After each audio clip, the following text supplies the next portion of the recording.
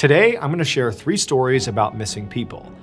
Except the real take-home from each of these stories is not so much how or why these people went missing, but instead, it's the haunting circumstances surrounding each of their disappearances. But before we get into today's stories, if you're a fan of the strange, dark, and mysterious delivered in story format, then you've come to the right place because that's all we do, and we upload 2, 3, even 4 times every week. So if that's of interest to you, please offer to fill up the like button's car with gas. But instead of actually doing that, just go ahead and permanently glue shut their gas cap. Also, please subscribe to our channel and turn on all notifications so you don't miss any of our weekly uploads. Okay, let's get into today's stories.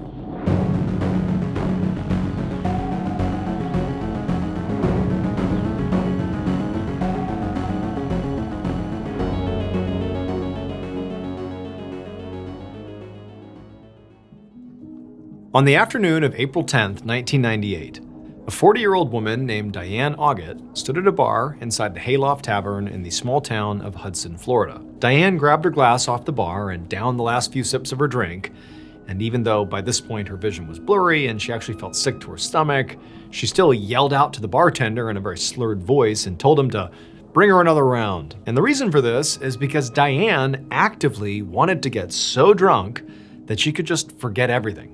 Because at the moment, her life was kind of a disaster. So Diane used to be a married, stay-at-home mother with 3 kids that she loved so much, but about 10 years ago, she'd begun having some very serious mental health problems, and she'd ultimately been diagnosed with bipolar disorder. She would fall into these deep depressions that would make it almost impossible to function. And then she would swing and have these manic episodes that would literally keep her up for days on end and left her so delirious that she would start talking to herself. Eventually, Diane's husband divorced her, and he got custody of their kids. Now, Diane's life had sort of leveled off. She was living with her sister, so she had some level of support, but her bipolar disorder really was not under control, in part because she had medication for it, but didn't always take it. And so she would swing in and out of mania and deep depressions all over again. And as a result of this, she had consistently been in and out of various psychiatric facilities multiple times. So on this particular night, Diane really just wanted to drown her sorrows. And so a couple of hours earlier, she had left her sister's house and walked to this bar because she didn't have a car. And she'd been standing around at this bar, basically pacing in circles and drinking alone ever since. Just then, the bartender came over.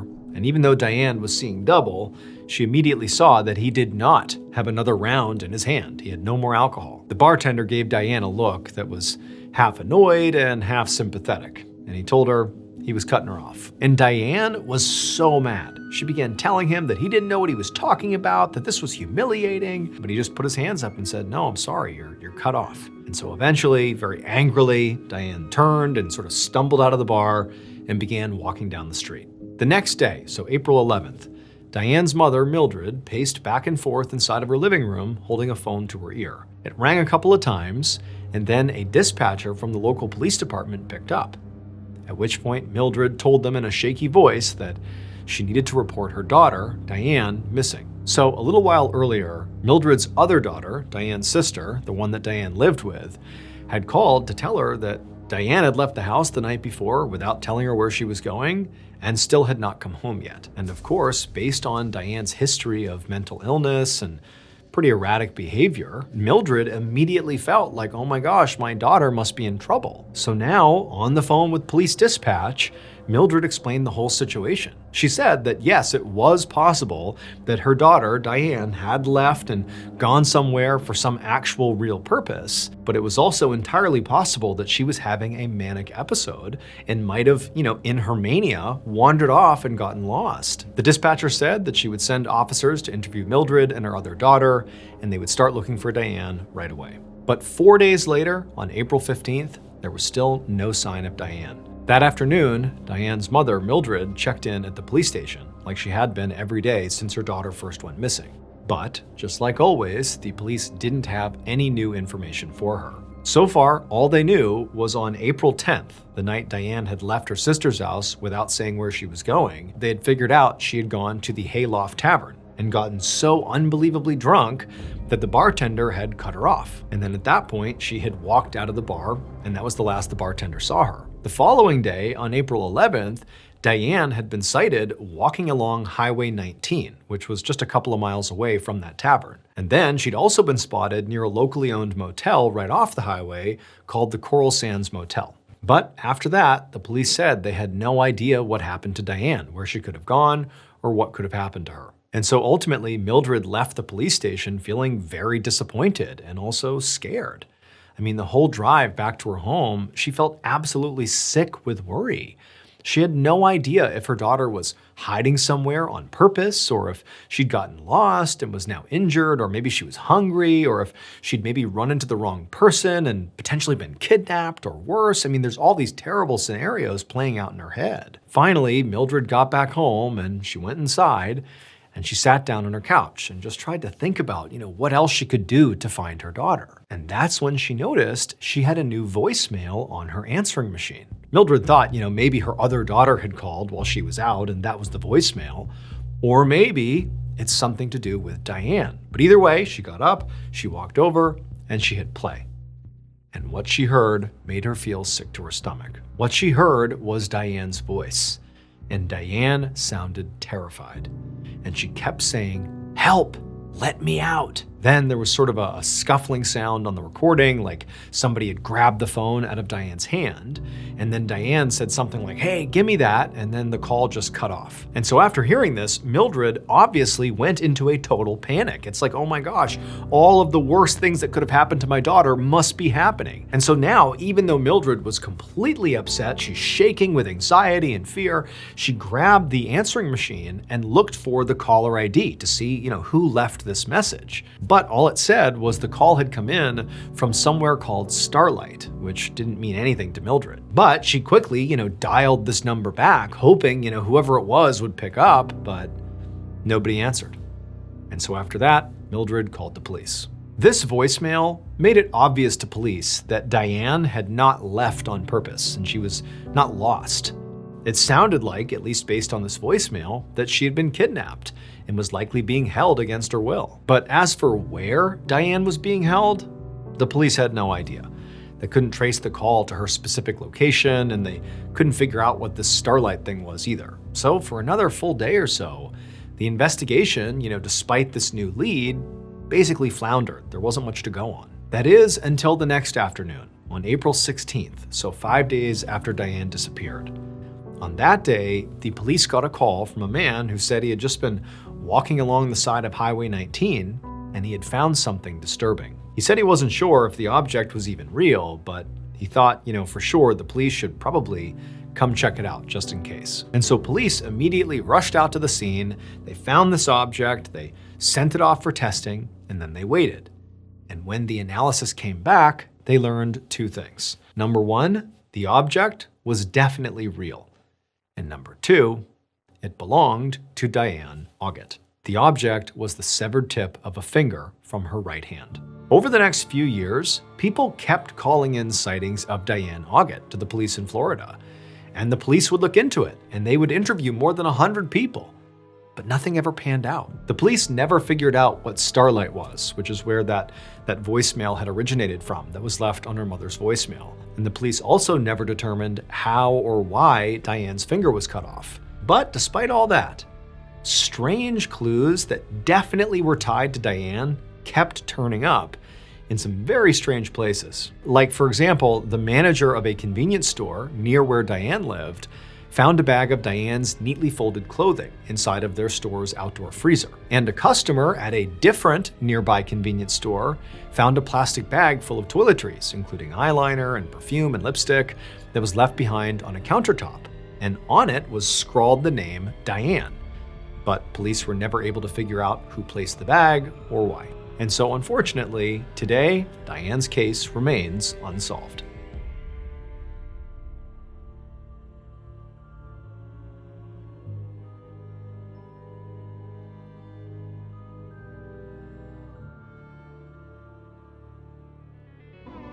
BetterHelp is the paid partner of today's video. Sometimes I think about being a kid riding in the back seat at night, street lights flashing across the window, no responsibilities, no real fear of the future. Well, if I could say something to that little kid version of me, I'd probably say, you're gonna be okay, but don't rush it, don't wish this away. Because when things get hard, it's easy to start looking backwards. Nostalgia is basically a highlight reel.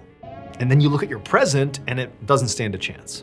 Here's the thing though, the life you are living right now, you're going to feel nostalgic for this someday. And so if you spend it longing for something that's already gone, you'll miss it twice.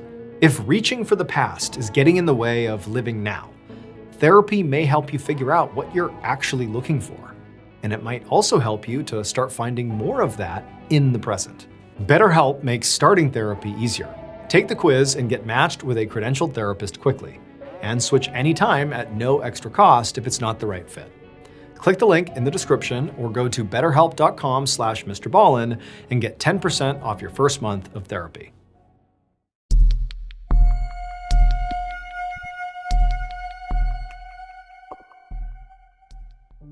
Around 3:30 p.m. on December 17, 1927, a 21-year-old sailor named Joe Stevens stood inside of a U.S. Navy submarine that was cruising underwater in Cape Cod Bay, about a mile off the coast of Massachusetts. Joe was at the front of the submarine, inside of a small windowless compartment called the torpedo room.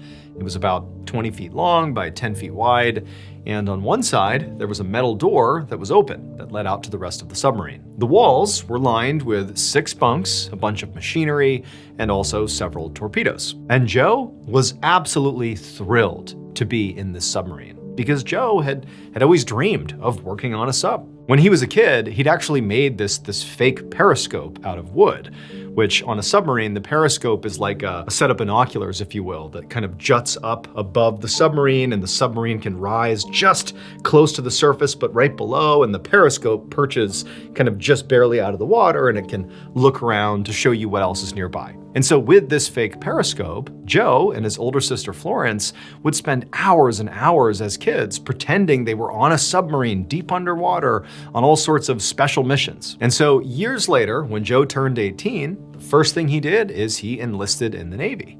And recently, he had finally been assigned to actually working on this submarine. And it was really like, his childhood dream had finally come true. On this particular day, Joe was doing one of his very first test sails. Basically, he and the other 40 men on board the sub were just testing out all the different machinery on board to make sure everything was working correctly. And so Joe and 5 other men had been assigned specifically to work in the torpedo room. They stood by inside of this room and waited for a command from their captain to come through on the one-way intercom overhead. But as they're standing there, just sort of waiting around, sort of out of nowhere, Joe heard this grating, loud, metallic sound that kind of echoed through the whole submarine.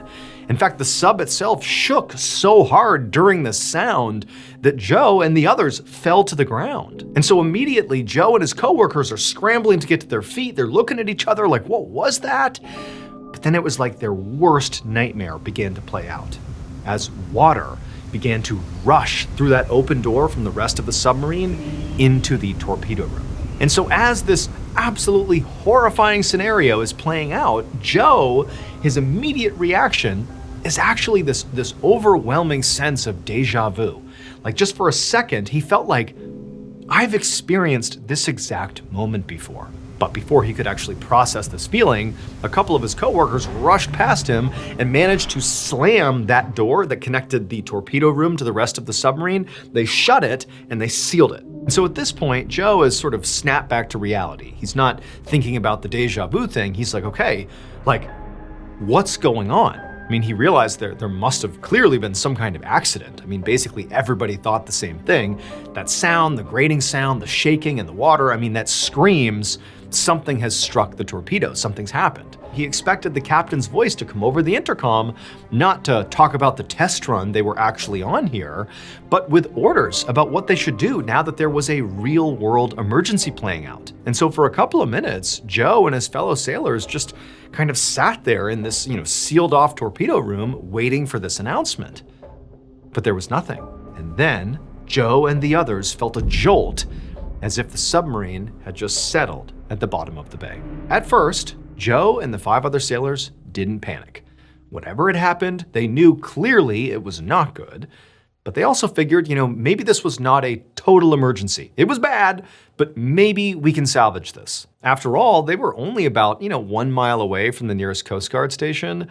And even though Joe and the others inside the torpedo room did not have a way to actually reach out from where they were to the Coast Guard station, or anyone else for that matter, to call for help, they figured that somebody else in the other parts of the submarine would be able to punch out and call to the Coast Guard station and call for help. But the minutes turned into hours, and there was no progress. There was no obvious sign that any sort of rescue was underway.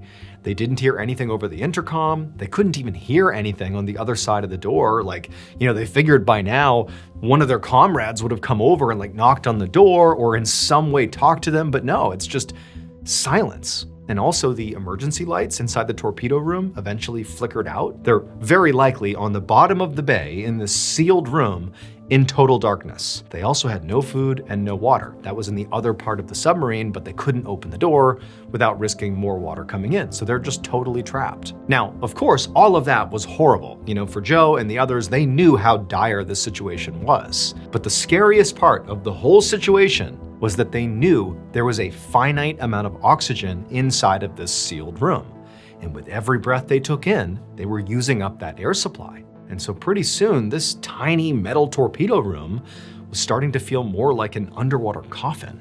Joe began fading in and out of sleep. He sort of lost track of time, and he also was starting to lose hope. But then suddenly, Joe heard this loud, metallic clanging sound.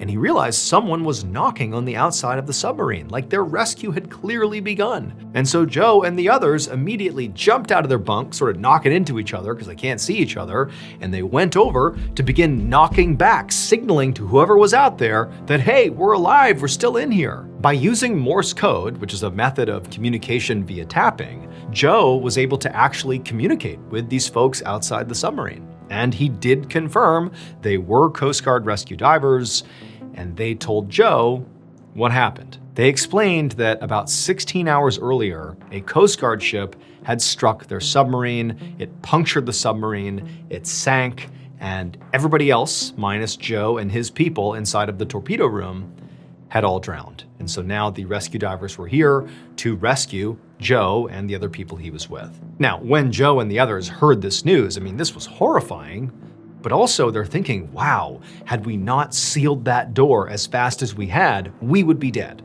We are so lucky to be alive. And so Joe, after hearing this message, he began frantically knocking back a message, basically saying well, great, but when are you gonna get us out of here? Because we're running out of air. It's getting hard to breathe in here. But the rescue divers could only tell him that they were doing their best and they would get them up as soon as possible. And this was definitely true. The Coast Guard was genuinely doing everything they could as quickly as they could to save Joe and the others. But the reality was, this was a really difficult problem to solve. You have people that are trapped inside of an air pocket deep underwater. If you open up any section of this air pocket, any section of the submarine, water will rush in so quickly that the pressure alone of that water rushing in would literally kill everybody inside. So that wasn't an option. You also have the fact that, as Joe said, they're running out of air. You have this compressed timeline to figure it out. And so really what it leaves you with is, okay, you need to basically quickly lift up the submarine, keeping everybody inside of it, and raise it to the surface. But this is in 1927. This is a complicated thing to do with modern day technology, let alone 100 years ago. But that was sort of their best chance, is bring in multiple ships with all these different strange lifts and somehow scoop the submarine and raise it to the surface before everybody inside suffocated. But the problem was, when they actually began organizing all these ships to try to lift up the submarine, there was this huge storm on the surface with really high winds that just battered the area, making it nearly impossible to position the different lifts off these ships. And unfortunately, this storm was going to be raging for days. And so while this catastrophe was playing off the coast of Massachusetts, about 100 miles away in Providence, Rhode Island, Joe's older sister, Florence, opened up a newspaper and read yet another article about the sunken submarine, where she knew her brother was trapped. For the last couple of days, Florence had been absolutely glued to her radio and the newspaper, desperate to hear or read some good news. But every article and every news segment, they said the same thing. The 6 men who were trapped inside the sub were definitely still alive, they were communicating with the divers, but the storm on the surface was still just too intense to rescue them. Florence felt so scared for her brother, and not just because the situation itself was objectively dangerous, but also because she remembered the submarine game that she and Joe used to play when they were little. And more specifically, she remembered the very last time they had ever played it. Joe had been about 4 years old, and the two of them had just finished another one of their make-believe missions, and they were supposed to be bringing their imaginary submarine back up to the surface. But then Joe had suddenly dropped his homemade wooden periscope, and he turned to Florence and said something so strange and so haunting for such a young child that Florence had never forgotten it. She had asked him to clarify and explain what he meant, but he had refused. And in fact, after this, he refused to play the submarine game ever again. Now, Florence hadn't thought about this in years, but now that she's seeing what's happening with her brother, it was all she could think about. A couple of days later, on December 22nd, so 5 days after the submarine had sunk, Florence received word that her brother Joe and all the other sailors in the torpedo room had died while waiting to be rescued. And Florence was totally grief-stricken. I mean, this was her baby brother who's just died in this horrible way. But also, strangely, for like the first time in her life, she felt like she actually understood what Joe had said all those years earlier when he was 4 years old, when they had played that last game of submarine. On that day, after dropping his periscope, he had turned to Florence and said, quote, "All hands were lost." This is an expression that's used in the Navy to mean everybody on board died, meaning their make-believe submarine had just sunk and everyone on board had died. And remember, after he said this, Florence tried to get, 4-year-old Joe to explain what he meant, but he wouldn't, and then he refused to play it ever again. And so now, in hindsight, Florence believed that her 4-year-old brother had predicted his own death.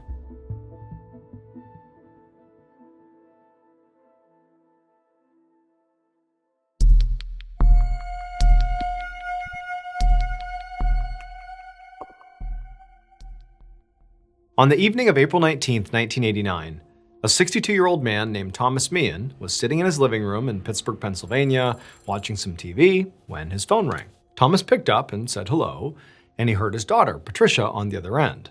And right away, he could tell by Patricia's voice that she was feeling really down, which actually didn't surprise him. So Patricia was 37 years old, and Thomas knew she'd really been struggling lately. She lived almost 2,000 miles away from Pittsburgh in Bozeman, Montana, where she worked as a ranch hand. Now, she liked her job, mostly because she loved the animals, but she just had a really hard time getting along with people, and so she was sort of lonely. She didn't really have a lot of close friends, and recently she'd been through a breakup, and even though she'd always loved kids, she'd never had any of her own.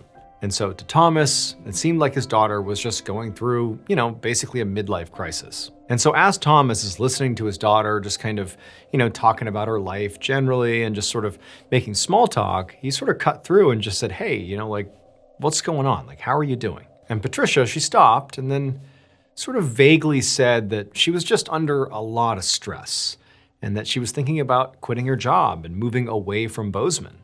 And she actually asked her dad if he'd be okay with her coming to Pittsburgh and maybe moving back in with him. And Thomas, who adored his daughter and really felt for her, immediately was like, of course, you can come home anytime you want. This definitely lightened Patricia's mood. And then she told her dad that she'd call him back the next day to make more solid plans. And then she said she loved him and she hung up. But the next day, Thomas did not get a call from Patricia. In fact, he never got another call from his daughter again. The following day, so April 20th at about 8:15 p.m., 1,500 miles away from Thomas's house in Pittsburgh, a woman named Carol Heights was driving down a very isolated 2-lane highway in the rural town of Circle, Montana. It was dark and cold outside, and all Carol could see was the one car driving in front of her. And beyond that, it was just big empty fields on either side of the highway. But, sort of out of nowhere, this car, which had just been putting along at the same speed as Carol, it suddenly swerved off the road. For a second, Carol was just so confused, like what caused the car to suddenly veer out of the way? But then a split second later, Carol understood exactly what had happened. Because right in front of her was another car driving the wrong way, barreling down on her. And so Carol, she jammed on the brakes and she tried to swerve out of the way, same as this other car had. But she wasn't fast enough, and this other car smashed into her, basically head on. Carol felt her head snap back, there was this loud metallic crunching sound, and then blackness. But then just a couple of minutes later, Carol opened her eyes and realized she had survived the crash. I mean, she felt, pain in her neck, and her car's a mess, the airbags have deployed, like obviously she's been in a serious wreck, but she's alive. And so eventually, Carol managed to open up her door and she climbed out, with the intention of actually checking on the other driver, because the other car that smashed into her is basically butted up against her and she can't really tell the status of this person. So she gets out and she's going over to see if this person's okay. But before she reached the other car, the other driver also climbed out of their car, and in the light from both cars' headlights, Carol could see that this other person was a middle-aged woman who appeared to have shoulder-length strawberry blonde hair. And this woman, didn't appear to be hurt, at least on the surface. In fact, weirdly, she seemed very, very calm. And this woman, she just stood there by her car, not saying a word to Carol or in any way recognizing what she had just done, which is drive the wrong way and smash into Carol, could have killed Carol. No recognition of that. Instead, she just stood there, and then eventually she turned and just stared at Carol. And this was sort of alarming to Carol, and it caused her to just stop and also just stand there staring at this woman, not really sure what to do.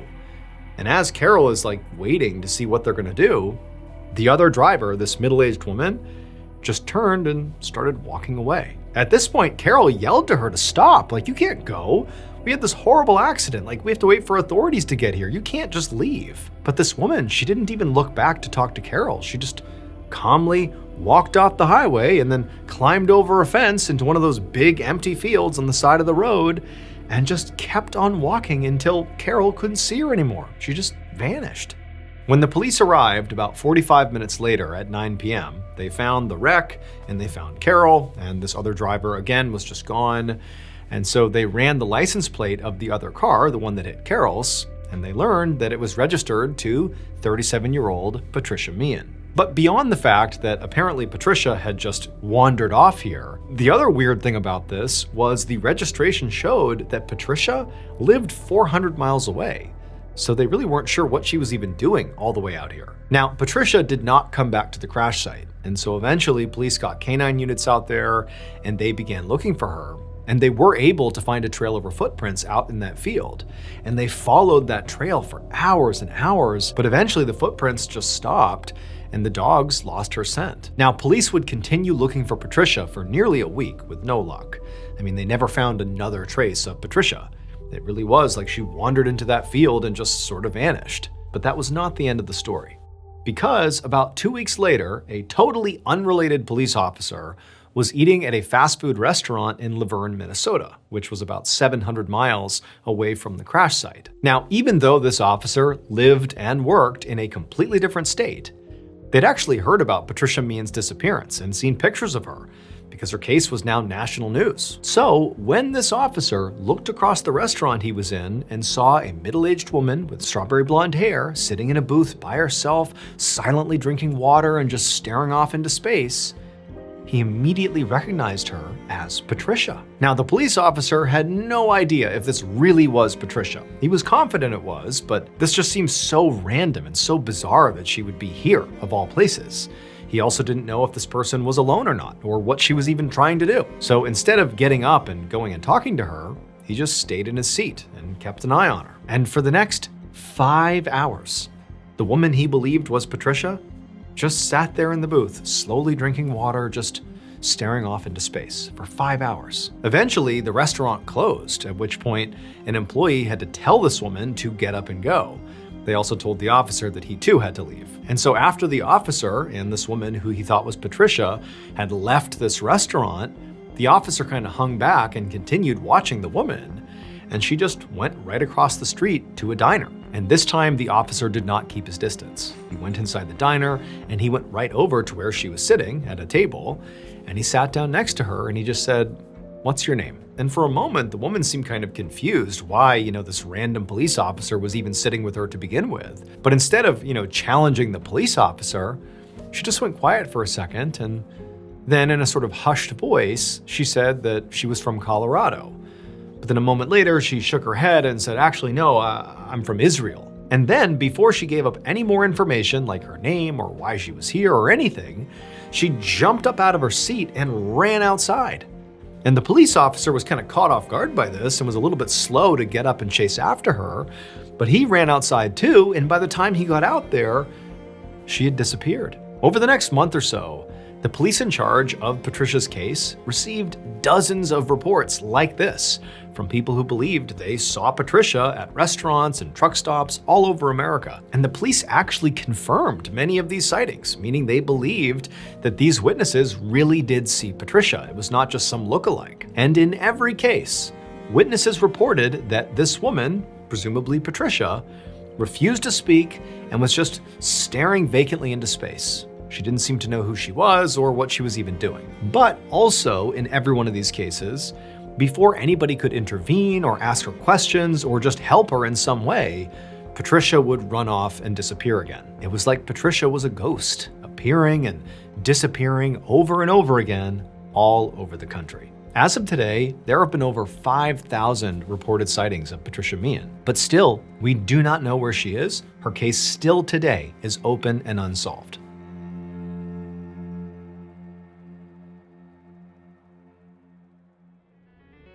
Thank you so much for watching. Let me know what you thought of today's episode in the comments. And remember, we have hundreds of videos for you to binge right now. But if you're looking for a recommendation from me of that one video that's worth your time, well, it's this one right here. So give it a watch. All right, until next time, see ya.